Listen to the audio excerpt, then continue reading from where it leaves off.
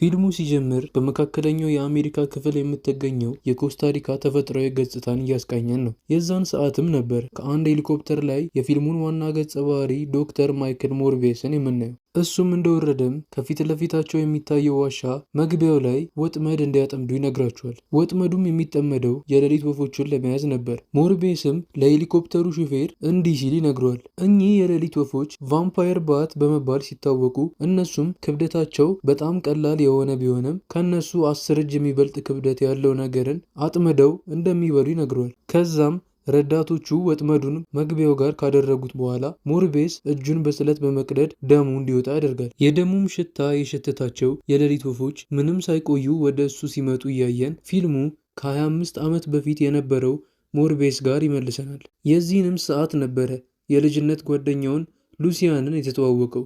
ሞርቤስ ምንም ያክል እንኳን ብልህ ቢሆንም ትምህርት ቤት አልገባም ነበር። ከዛም ሞርቤስ እና ሉሲያን እያወሩ እየተተዋወቁ እያለ ነበረ በድንገት ሉሲያን ሲረዳው የነበረው ማሽን ቆሞ ራሱን ይስታል። ይህንንም ያየው ሞርቤስ የያዘውን እስክሪብቶ ብቻ በመጠቀም ማሽኑን ሰርቶ ሉሲያንን አዳነው። ይህንንም የሰማው የሞርቤስ ዶክተር ሞርቤስን ቢሮ አምጥቶት እያደነቀው የሚከፈለውን መስዋዕትነት ከፍሎ ወደ ትምህርት ገበታው እንደሚያስገባው የነገረው። ከዛም ሞርቤስ ለሉሲያን ደብዳቤ አስቀምጦለት ይሄዳል። በደብዳቤውም ለያዛቸው በሽታ መድኃኒት እንደሚያገኝ እየነገረው ቃል ይገባለታል። እያነበበውም እያለ በድንገት ነፋስ ይወስድበታል። እሱንም ለማምጣት ሲወርድ ደብዳቤው ጎረምሶች እጅ ላይ ነበር። እሱም ደብዳቤውን እንዲሰጡት ሲጠይቃቸው በምላሹም እነሱ ይሳለቁበት ጀመር። ሉሲያንም እልኸኛ ስለነበረ መታቸው። እነሱም ብዙ ስለነበሩ ደበደቡት። በመሃልም ዶክተሩ መጥቶ አስጣለው። እልኸኛውም ሉሲያንም በድጋሚ ተነስቶ መጀመሪያ መጥቶት የነበረውን ልጅ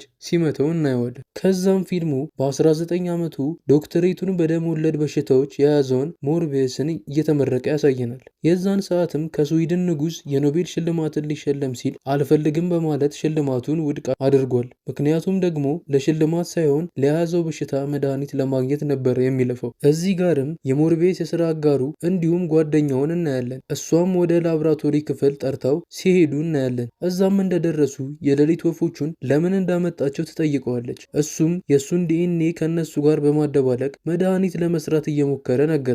እንደ ጥናቱም መሰረት የእነሱ አፈጣጠር የእሱን የደም ወለድ በሽታ እንደሚያድን ነው። እሱም የሰራውን መድኃኒት በመጀመሪያ አይጥ ላይ ሲሞክርም እናየዋለን። በሚያሳዝንም ሁኔታ የሰራው መድኃኒት እንኳን ሊሰራ ቀርቶ ጭራሽ አይጧን ይገድላታል። ከዛም በድንገትም የሞርቤስ ታካሚ የነበረችው ልጅ የትንፋሽ መቆራረጥ እንደታየባት ለሞርቤስ ነርሶቹ ነገሩት። እሱም ከማርቲን ጋር በመሆን እያከማት ሳለ ነበረ ከደቂቆች በፊት ሞታ የነበረችውን አይጥ ማርቲን ነቅታ አየቻት። እሷም ለሞርቤስ ነግራው በመገረም ይመለከቷት ነበር። እሺ ቤተሰብ ስራችን ከተመቻችሁ ላይክ እና ሰብስክራይብ ማድረግ አትርሱ።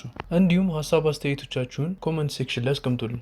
ከዛም ፊልሙ ሞርቤስ በነጋታው ሉሲያን ጋር ሲሄድ እናየዋለን። ሉሲያንም እጅጉኑ ሀብታም ነበረ። ከዛም አንድ የሚነግረው ነገርም ስላለ ወጥተው እንዲያወሩ ይጠይቀዋል። ሞርቤስም መድኃኒቱን ለማግኘት እጅጉኑ እንደተቃረበ ይነግረዋል። መድኃኒቱንም ለመስራት በጣም ውድ እንደሆነና ህጋዊ እንዳልሆነ ይነግረዋል። ሞርቤስም መድኃኒቱን አደገኛ ሊሆን ስለሚችል ከአሁኑ ውሳኔውን እንዲነግረው ይጠይቀዋል። ሉሲያንም በጊዜ ሂደት በማንኛውም ሰዓት ሊሞት እንደሚችል ስለሚያውቅ ብዙ ሳይቆይ ተስማማ። ሞርቤስም ከማርቲን ጋር በመሆን ኮንቴነሮችን በያዘ መርከብ ላይ ምርምራቸውን እያካሄዱ እናያለን። እሱም በመጨረሻም ራሱ ላይ ለመሞከር ይወስናል። ማርቲንም መድኃኒቱን ለመውጋት አዘጋጅተው ትወገዋለች። ችግርም ከተፈጠረ በሚል እጁንና እግሩን በቀበቶ ከአልጋው ጋር ታስሯለች። እያሰረችውም እያለ መንቀጥቀጥ ይጀምራል። ካሰረችውም በኋላ በኮምፒውተር ሁኔታውን መከታተል ትጀምራለች። በድንገትም የመርከቡ ጠባቂ ከነበሩት ውስጥ አንዱ ወደ ላብራቶሪ ይመጣል። ከዛም ወደ ውስጥም ካልገባው እያለ ከማርቲን ጋር ሲጨቃጨቅ በድንገት አላርም መጮ ጀመረ። ወደ መስታወቱም ሲያዩ ሞርቤስ የለም። ሁለቱም ደንግጠው ወደ ውስጥ ይገባሉ። ሲገቡም ሞርቤስ የክፍሉ ኮርኒስ ላይ ተንጠልጥሎ ያዩታል። ሰውየውም ቡድኑን ወደ ላብራቶሪ እየጠራቸው እያለ ማርቲን እንዳይንቀሳቀስ ትነግረዋለች። እሱም እሷን ሳይሰማት ጭራሽ ተኮሰበት። ሞርቤስም ሰውየውን ደሙን ጠጥቶ ገደለው። ከዛም ማርቲንም ከክፍሉ በመውጣት ከውጭ ሆና ሞርቤስን ለማረጋጋት ትሞክራለች። እሱም እየተረጋጋ እያለ በድንገት የአላርም ጩኸት አካባቢውን ነወጠው። ሞርቤስም ድምፁ በጣም ስለረበሸው መስታወቱን ለመስበር እየሞከረ እናያለን። ከዛም በዛው ቅጽበትም የመርከቡ ጠባቂዎች ወደ ክፍሉ ይመጣሉ። ማርቲንም እንዳይተኩሱበት ስትለምናቸው ገፍትረው ጣሏት። እሷም ራሷን ሳተች። የዛኔ ሞርቤስ መስታወቱን ሰብሮት ወጣ። መልኩም እጅጉን ያስፈራ ነበር። እሷንም እንደ ጎዷት አየ። እነሱም እሱ ላይ መተኮስ ጀመሩ። ነገር ግን የሚያስገርመው ነገር ሞርቤስ እጅግ በጣም ፈጣን ከመሆኑ የተነሳ ጥይቶቹን እሱን አያገኙትም ነበር። ሰከንዶችን ባልሞላ ሰዓት ውስጥ ላቦራቶሪ ውስጥ የነበሩትን ሰዎች በሙሉ ገደላቸው። ከዛም የቀሩት ጠባቂዎች በሩን ዘጉበት። እሱም ያን የብረት በር ገንጥሎ ወጣ። የቀሩትንም እያንዳንዱን በአሰቃቂ ሁኔታ ገድሎ ጨረሳቸው። ከዛም በኋላ ራሱን ስቶ እናየዋለን። ሲነሳም ራሱን ሲመለከት ሰውነቱ እንደተለወጠ ይመለከታል። ራሱንም ባወቀ ቁጥር ወደ ሰውኛ ባህሪው ሲመለስ እናያለን። እንደምታዩትም ሰውነቱ ፈርጣማ ሆኖ ነበር። ከዛም ወደ ላቦራቶሪው ሲመለስ እናየዋለን። እዛም ሲደርስ ማርቲን መሬት ላይ ወድቃ ያያታል። ማርቲንም በህይወት እንዳለች አረጋግጦ አካባቢው ላይ ምን ተፈጥሮ ሰዎቹ እንደሞቱ ለማየት ካሜራውን ያያል። እሱም ራሱ እንደገደላችሁ ሲያውቅ መንቀጥቀጥ ጀመረ። ከዛም አካባቢው ላይ የአደጋ ጊዜ ደራሾችን ጠርቶ እሱ ከመርከቡ ወጥቶ ሲሄድ እናያለን። ከዛም የኤፍቢአይ ምርማሪ ፖሊሶች በቦታው በመገኘት ነገሩን ማጣራት ጀመሩ። ከዛም ሁሉም የሞቱት ሙሉ ለሙሉ በሚባል ደረጃ ደማቸው አልቆ እንደሆነ ደረሱበት። በዚህም ግራ ሲጋቡ እናያለን። ነገሩም በዜና እየተነገረ ሉሲያን ይመለከታል። ከዛም ፊልሙ ሞርቤስን ሆስፒታል እየሄደ ያሳየናል። ማርቲን ያለችበትን ሁኔታ ለማየት ነው። ከዛም ሞርቤስ በመቀጠል ወደ ላቦራቶሪ ሲሄድ እናያለን። እዛም ሲሄድ መራመድ እያቃተው እንደሆነ እየተመለከትን የሆነበት ምክንያት ሰውነቱ ከአሁን በኋላ የሰው ደም ካልጠጣ ስለማይንቀሳቀስ ነው። እዛም ገብቶ ደም ከጠጣ በኋላ ራሱን መፈተሽ ጀመረ። ከሚያስፈልገውም በላይ ሰውነቱ አቅም እንዳገኘና ፈጣን እንደሆነ ተረዳ።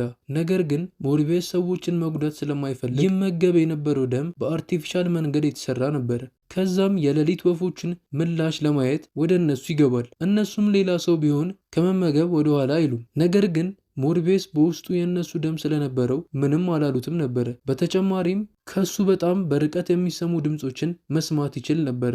ከዛም የሚጠቀመው የአርቲፊሻል ደም ለ6 ሰዓታት ብቻ እንደሚያቆየውና ባይጠጣ ምን እንደሚፈጠር ለማወቅ ራሱን አንድ ክፍል ውስጥ ዘግቶ ተቀመጠ። ከዛም የዛን ሰዓትም ነበረ ሉሲያን ወደ ላቦራቶሪው የመጣው። እሱም ሞርቤስን መሬት ላይ እየተሳበ ያየዋል። እሱንም ሊረዳው ወደ መስታወቱ ይጠጋል። ሞርቤስም አቅም አንሶት መስታወቱ ላይ ደም እንደሚፈልግ ጽፎ ያሳየዋል። እሱም ሄዶ ደም ያመጣለታል። ከዛም እሱን በመጠጣት ቆሞ ሲሄድ ያየዋል። ሉሲያንም በመገረም ይመለከተዋል። ነገር ግን ሞርቤስ በህይወቱ ትልቁን ስህተት እንደሰራ ይነግሯል። ነገር ግን ሉሲያን ምንም አልመሰለውም። ምክንያቱም ደግሞ ቆሞ ለመሄድ ካለው ፍላጎት አንጻር ነበረ። ከዛም መድኃኒቱን እንዲሰጠው ይጠይቀዋል። ሞርቤስም መስጠት እንደማይችል ይነግረዋል። ምክንያቱም ደግሞ ሰዎችን ሊገድል ስለሚችል ብሎ ነው። ነገር ግን ሉሲያን ስለሚለው ነገር ደንታ እንደማይሰጠው እየነገረው በድጋሚ እንዲሰጠው ይጠይቀዋል። ሞርቤስም የሚያስፈራ ፊት እያሳየው ከዚህ እንዲሄድ እየነገረው እናያለን። ከዛም ፊልሙ አንዲት ነርስም ስትጓዝ ያሳየናል። እሷም በሚርገበገቡ መብራቶች ብቻዋን ሆስፒታል ውስጥ እየተጓዘች እናያለን። በድንገትም ድምፅ ትሰማለች። ከዛም አንድም ነገር በፍጥነት ኮርኒሱ ላይ ሲወጣ ትመለከታለች። ከዛም ራሷን ለማዳን ባለ በሌላ ኃይሏ መሮጥ ጀመረች። ሲርገበገብ የነበረውንም መብራት አስተካክላ አበራችው። ከዛም ከየት መጣ ሳይባል የሆነ ነገር ሲያንቃት ፊልሙ ያሳየናል። ከዛም ፊልሙ ሞርቤስን ያሳየናል። እሱም የእሱ ታካሚ ከነበረችው ልጅ ክፍል ውስጥ ነበረ። እናም ከውጭ የሚደረገውን ነገርም ሲሰማ አንዲት ሴት ደሟ ሙሉ ለሙሉ ተመጦ እንደሞተች ያያል። ሞርቤስም በሁኔታው በመረበሽ ከአካባቢው ለቆ ለመውጣት ወሰነ።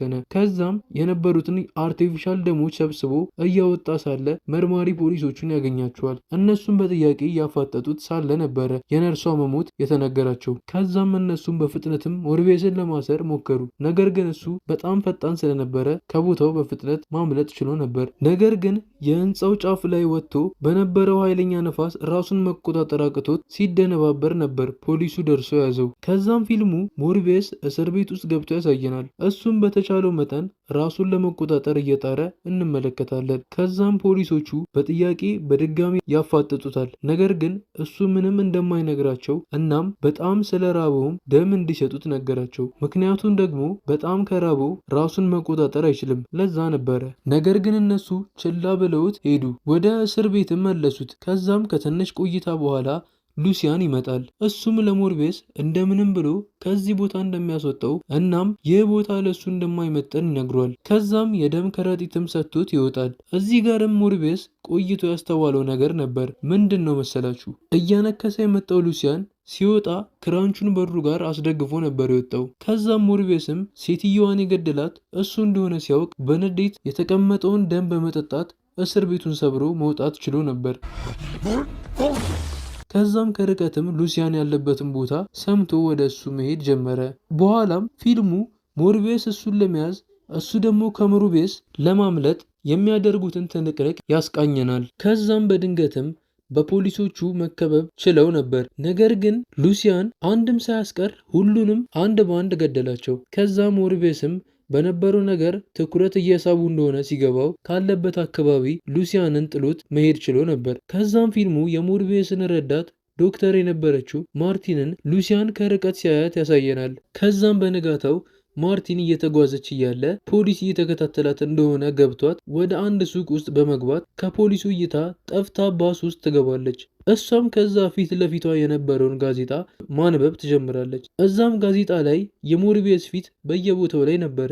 ከዛም በዛው አጋጣሚ ሞርቤስ ከኋላዋ ተቀምጦ ነበር። እሱም በቀስታ እያዋራት እናያለን። አሁን ላይ ነርሷንም ሆነ ፖሊሶቹን እሱ እንዳልገደላቸው፣ ነገር ግን ሉሲያን ለሞርቤስ ኃይል የሰጠውን መድኃኒት ወስዶ እሱ እንደገደላቸው ይነግራታል። እሱንም ለማስቆም እርዳታዋን እንደሚሻ ይነግራታል። ከእሷ ጋርም ሆነው ከእይታ ደበቅ ከሚል ቦታ በመሄድ ስለተፈጠረው ነገር ማውራት ይጀምራሉ። ለምን ያህል ሰዓትም ካለ ደም እንደሚቆይ እንዲሁም ደግሞ ካላገኘ ምን እንደሚፈጠር እና የመሳሰሉትን ይነግራታል። ከዛም እያወሩ እያለ ነበረ የሆኑ ሁለት ሌቦች መጥተው በሐሰተኛ ብር ሲገበያዩ ካለበት ሆኖ ይሰማል። ከዛም ስለ ላብራቶሪ ሲያወሩ ይሰማል። እነሱም ሲወጡ ተከትሏቸው ይወጣል። ከዛም በቦታው እንደደረሱ በጸባይ ቦታውን ለምርምር እንደሚፈልጉና ብራቸውን እንደማይነካባቸው ይነግራቸዋል። እነሱም የዋዛ ሰው አድርገውት ጭራሽ በስለት ያስፈራሩታል። ሞርቤስም የሰውየውን እጁ ላይ ያሉትን አጥንቶች አንድ በአንድ ሰበራቸው። ከዛም ሰዎቹም